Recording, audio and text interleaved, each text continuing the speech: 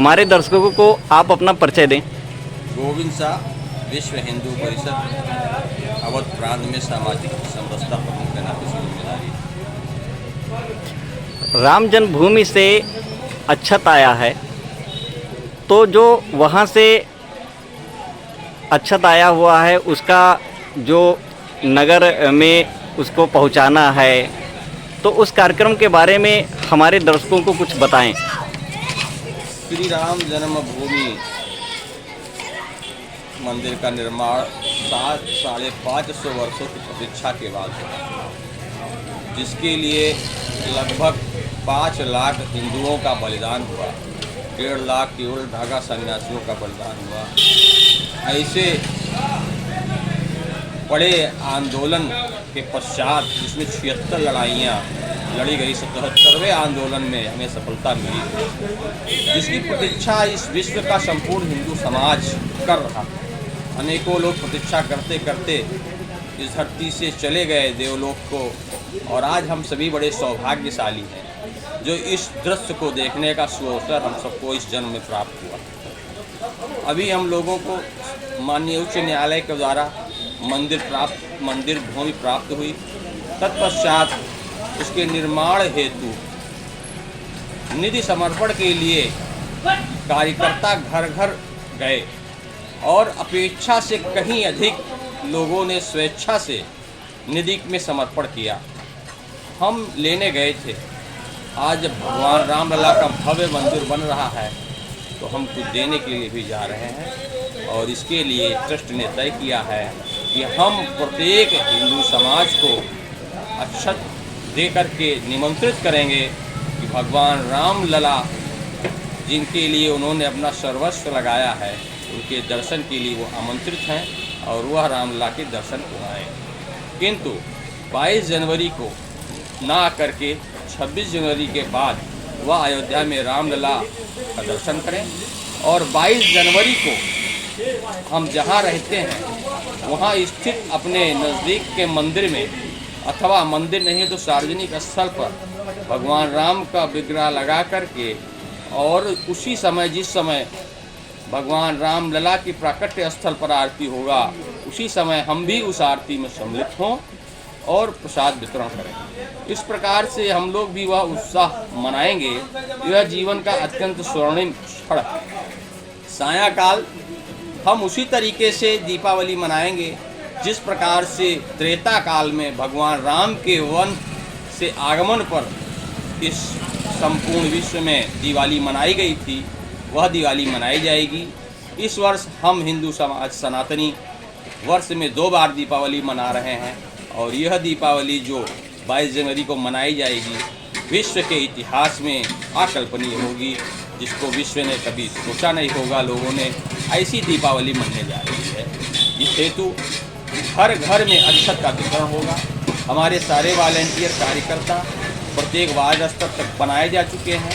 उनके माध्यम से प्रत्येक हिंदू समाज के प्रत्येक घर घर तक वह अक्षत, पूजित अक्षत और रामलला श्री राम जन्मभूमि का वर्तमान मंदिर का मॉडल चित्र और एक पत्रक जो ट्रस्ट के द्वारा बनाया गया है, आग्रह निमंत्रण का पत्रक, वह हम सभी हिंदू समाज तक पहुंचाएंगे।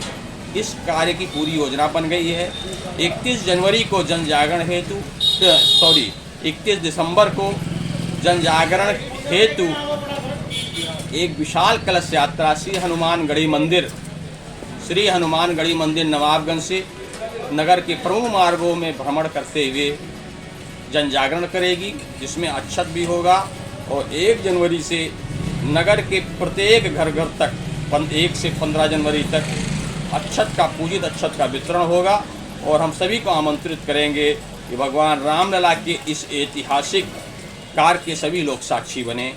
यह सूचना है। जो मॉडल आया है उसका चित्र ये आपके समक्ष है। इसी के अनुरूप भव्य राम मंदिर का निर्माण होगा, जिसमें 5 गुम्बद होंगे और 3 मंजिले का वह भवन बनेगा।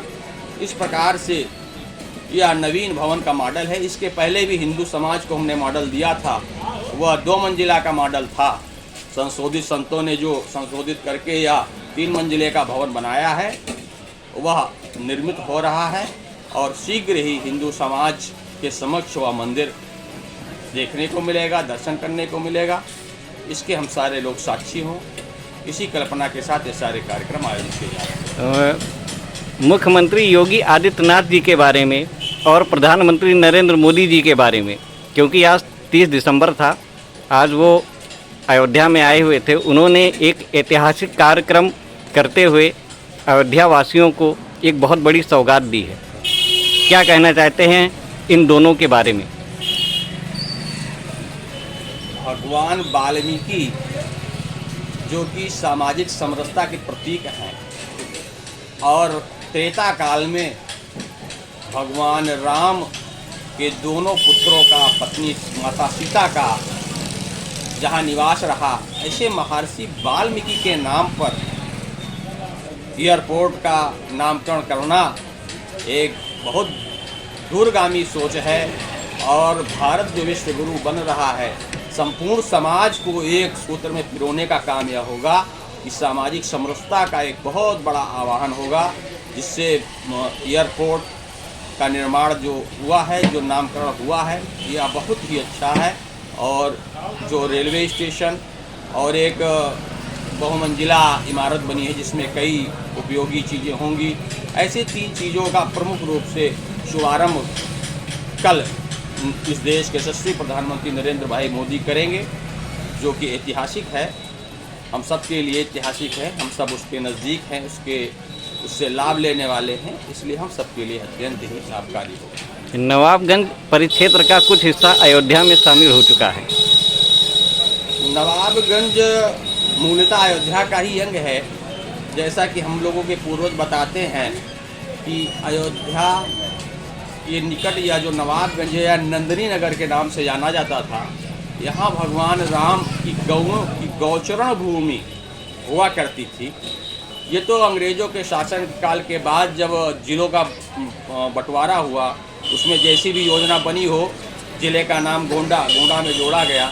चूँकि यह 84 कोशी परिधि के अंदर आता है, अतः गंज मूलतः अयोध्या का ही अंग है। जैसा कि हम लोगों के पूर्वज बताते हैं कि अयोध्या ये निकट या जो नवाबगंज या नंदनी नगर के नाम से जाना जाता था, यहाँ भगवान राम की गौओं की गौचरण भूमि हुआ करती थी।